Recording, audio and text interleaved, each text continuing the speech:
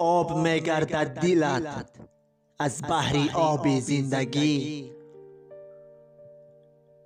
خونی حسرت میخوری پیش از کباب زندگی. قامت خمگشته پیران شهادت میدهد از خطرهای ره پرپیچ و تاب زندگی.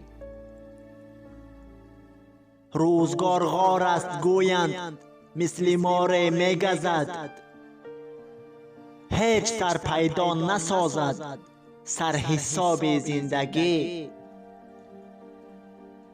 عاقلان از تجرباتش درس حکمت میگیرند، ابله آن که نخواند شه کتاب زندگی.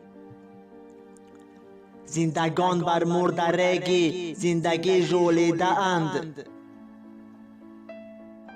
چتر خورشید رخ یاران شهاب زندگی.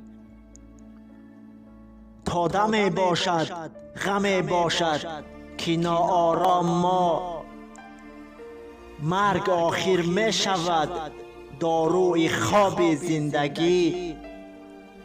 دلفگارا زندگی را پرورم با هر غمش، چون کبوتر منزلم در کنج بام زندگی.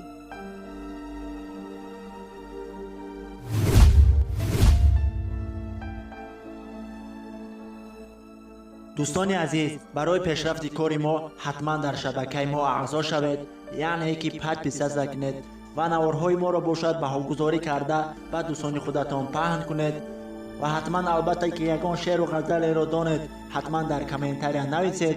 خیلی دوستان عزیز، تا نوارهای آینده در پناه الله باشید.